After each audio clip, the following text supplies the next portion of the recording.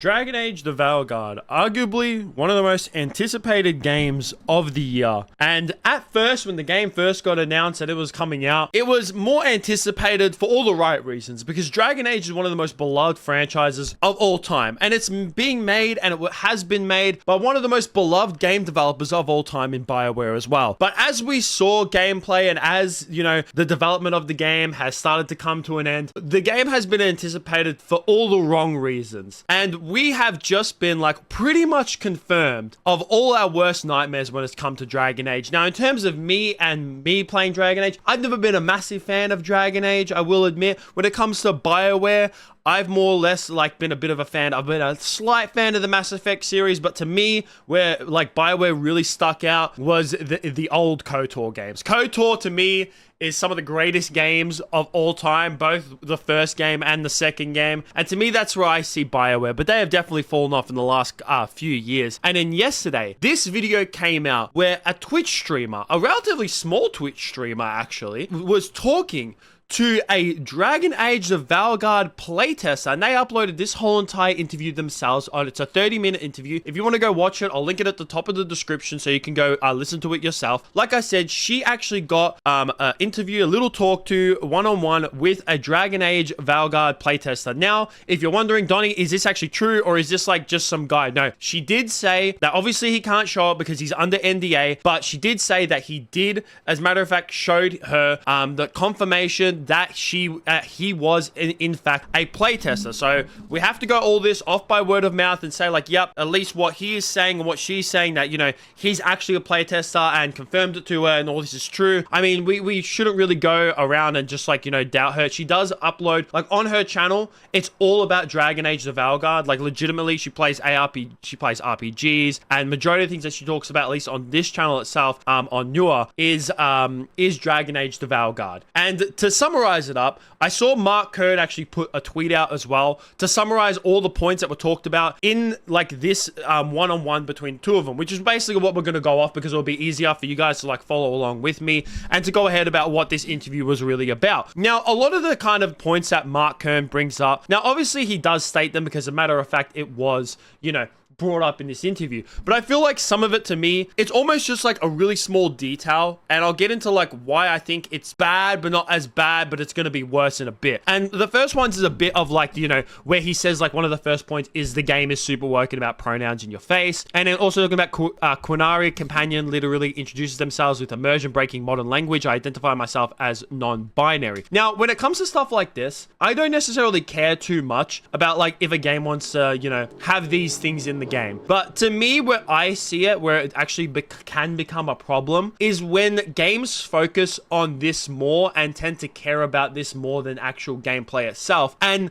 they really become adamant when the game gets released and the game is bad. Like, if the game is just terrible itself, stuff like this sticks out more than it actually should. Because if the game itself was good, yes, people would still notice it and go like, oh, this is kind of stupid. But they would kind of get over it because they'd be like, hey, yeah, having these pronouns in your face are kind of dumb, and why is this character identifying themselves as non-binary? Like, yeah, even me, I think it's stupid, but at the same time, I don't care. But like, if the game's bad, stuff like this just kind of makes it worse. And I feel like that's what's really happening and what's going to happen when it comes to like Dragon Age the Veilguard. He also then talks about how romances may still be gender locked unless you choose pronoun other than he, him. You must be pansexual, or you are restricted to 2 romance options and even hiding, while other choices many may romance anyone. This might have changed due to BG3 success and influence. Yeah, I don't really get like the whole entire romance thing when it comes like, why do you have to be pansexual and why are you restricted to 2 romance options? I mean, to me, that's kind of like, I find that really dumb and confusing to myself as well. Solus is sidelined hard. If you don't know who Solus is, he was actually a relatively like major side character within Dragon Age the Veilguard as well. Then one of the big points that I want to talk about here is about the story being disappointing. I mean, if you've watched any of Dragon Age the Veilguard's like trailers and anything when it comes to like them revealing the story and gameplay, to me, the fact that they're saying the story is disappointment after disappointment, that doesn't surprise me whatsoever. And then the one thing that like arcs me is this facial animation is Andromeda all over again. Because if you saw Andromeda Mass Effect Andromeda, oh my god, the facial animations in that game were horrible. Were absolutely horrible. Inquisitor and Inquisition is corrupt and may not be of any help even if you disband it. Choices don't matter. It's Mass Effect 3 again. To me, that's disappointing because if you played Mass Effect 3, which I did as well, I hate that. I hate when like you make choices in a game hoping that it will impact the way that the game ends, and then in the end it just turns out that it doesn't really matter. Either the choices all, like, no matter which choice you say, all come to one ending, or the choices that you make during the game don't really matter because at the end of the game it's still like, left or right, which one pick? Like, to me, it should be whatever you make decisions during the game, it should affect the way the game is played. I mean, Baldur's Gate 3 is a mad example of that. I mean, it's a great example. Your choices in that game matter so goddamn much. And then saying here, right here, is that Rook is sidelined. So Rook is one of the new characters within Dragon Age of Veilguard, and he has his own trailer. And to hear that he's sidelined, to me, like, even though he's a playable character, the fact that his like backstory is kind of wasted. To me, that's just really sad to hear, especially if they're introducing a new character and then he has his own trailer and everything, and then all of a sudden his story like doesn't matter and it's being sidelined. And this to me is what really irks me a lot. Is that tester feedback is ignored. Boss said it's very good feedback, but I can't send it to the devs. It's very good, but basically you can't talk about how the woke stuff is making the game worse. It's not something you can talk about, even if it's ruining the game. To me, that is just... I will get into that a little bit more, but here we're just going to finish off this tweet. Let's say, Grey Warden Darwin, a newcomer who never finished his training, gets to influence and make important decisions for the Grey Warden solely because he is a POC, gets to decide everything. To me, that's just stupid. The segment of gameplay in the Fade is a boring walking simulator with just some fetch quests, completely wasted opportunity. Other major characters like Varric turned into mere advisors and pushed to the back of the story. It's so far removed from Origins that it's crazy that it's in the same universe. This is the end of BioWare, the interview concludes. To me, I want to put these in different, and before I get more into it as well, is that one of the like lead developers when it comes to BioWare, at least like a former writer, he's actually come out and had a go at a lot of these. So his name is David Gator. And he was like one of the lead developers at BioWare from 1999 all the way up to 2016. So he worked on Dragon Age Origins, Dragon Age 2, and Dragon Age Inquisition. And he's coming out and he's been like shit talking all of these people, all of like the gamers that have like come out and mentioned a lot of the things that they are not happy with when it comes to Dragon Age, the Veilguard. And instead of taking that criticism and saying like, yep, you know what? Even though what you're saying might be a bit stupid, it's fair enough. You are the audience, and to some extent, even though I see a lot of the people, they say it all the times, if you don't like it, don't play it. Well, no one's going to play your game then.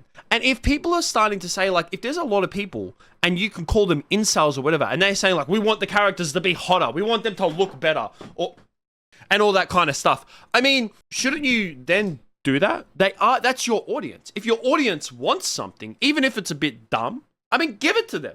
That's your audience. You're trying to sell the game to people. I mean, isn't that what you're trying to do? You're trying to sell a game to the audience so they buy your game. And to me, this whole part about like the playtesters' feedback and them ignoring a lot of certain things, and then also giving a newcomer who like supposedly never finished his training just because he's a supposed person of color, and talking about how like, certain parts of the game are boring and they're just kind of ignoring it. To me, that's stupid. If a playtester themselves says that, hey, listen, I think that this woke stuff, even I hate using that word, but like if these things, certain little minute points in the game are like making it worse, shouldn't you then take that as feedback and be like, hey, you know what, guys, let's just hark down and like cover that a bit. But to me, the reasons why these points stick out, and I mentioned at the start of my video, is because if the game is bad in itself, so many other things are going to stick out. I mean, if you just look at the gameplay of Dragon Age the Veilguard, to me, it just doesn't look good. It doesn't look fun. It looks very just like stiff, very slow, extremely boring, and to me it looks like it's something that came out 10 years ago.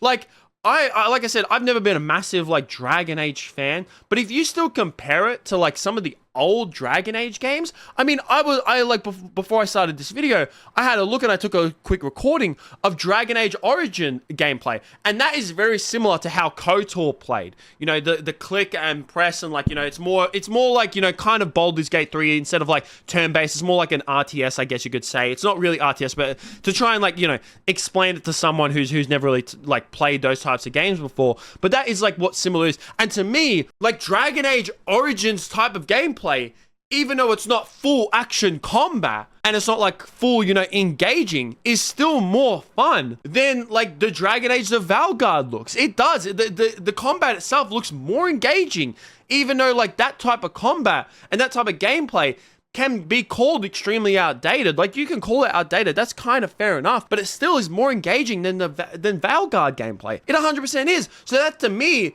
is why all these small things stick out. Because if a game itself is bad, all these small things are going to stick out. And to me, like, one of the great things is the fucking Quinari. I mean, oh my god. This to me is one of the biggest problems. How did we go from the Quinari looking as badass as they have on the right here to now how they look on the left?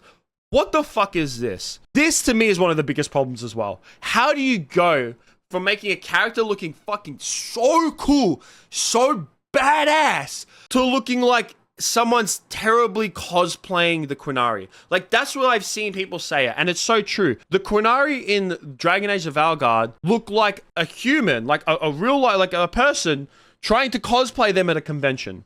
That's to me what the Quinari look like in the Dragon Age of Veilguard. It just doesn't, it looks terrible. It really, really does. But yeah, I would definitely like to hear what you guys think about all this down below. Like, are you going to play Dragon Age of Veilguard? Are you extremely disappointed by what's been shown so far? What's like your biggest arcs about this game? Are you still just going to like say like, hey, I'm pushing all this aside, I think the game looks good? Just let me know what you think about all that down below. It's going to be for me. Make sure you guys like, subscribe, all that kind of stuff. Peace out.